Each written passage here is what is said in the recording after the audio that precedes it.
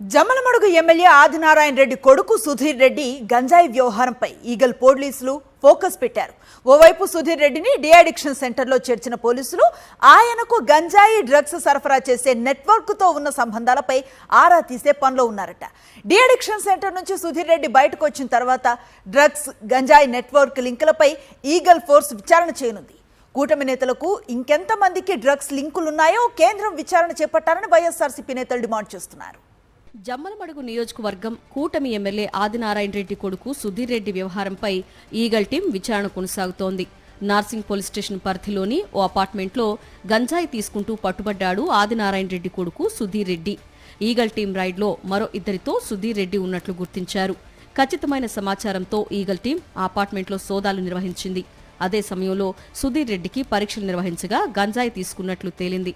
మరోవైపు తనకు గంజాయి తీసుకునే అలవాటు ఉన్నట్లు ఈగల్ పోలీసుల ముందు అంగీకరించాడు సుధీర్ రెడ్డి. ఇటీవల హైదరాబాద్ పోలీస్ కమిషనరేట్ తో పాటు చుట్టుపక్కల ఐటీ కారిడార్, సైబరాబాద్, ఫైనాన్షియల్ డిస్ట్రిక్ట్లలో డ్రగ్స్, గంజాయి అమ్మకాలు, వినియోగంపై ఈగల్ టీం ప్రత్యేక నిఘా పెట్టింది. డ్రగ్ పెడ్లర్స్ నెట్వర్క్ తో పాటు ఎవరికి అమ్ముతున్నారు, వారెవరు అని ట్రాక్ చేస్తోంది ఈగల్ ఫోర్స్. ఇందులో భాగంగానే ఆదినారాయణ రెడ్డి కొడుకు సుధీర్ రెడ్డి గంజాయి తీసుకుంటూ ఈగల్ టీంకు రెడ్ హ్యాండెడ్ గా దొరికాడు. అయితే ఇక్కడితో ఈ వ్యవహారాన్ని వదిలేయకుండా ఈగల్ టీం మరింత ఆరా తీసే పనిలో ఉందట.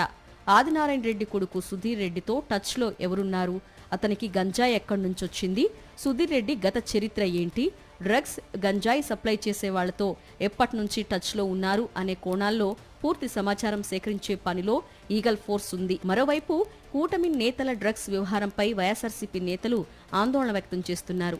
కూటమి నేతలు ఎవరెవరు విదేశాలకు వెళ్తున్నారో, డ్రగ్స్ పార్టీలో పాల్గొంటున్నారో తేల్చాలన్నారు. కేంద్ర ప్రభుత్వమో ఇంటర్పోల్ విచారణ జరపాలన్నారు. గంజాయి, డ్రగ్స్ మాఫియా నుంచి ఏపీని కాపాడాలన్నారు. సుధీర్ రెడ్డితో పాటు ఇంకా ఎవరెవరున్నారో విచారణ చేయాలని డిమాండ్ చేస్తున్నారు వైఎస్ఆర్సీపీ నేతలు.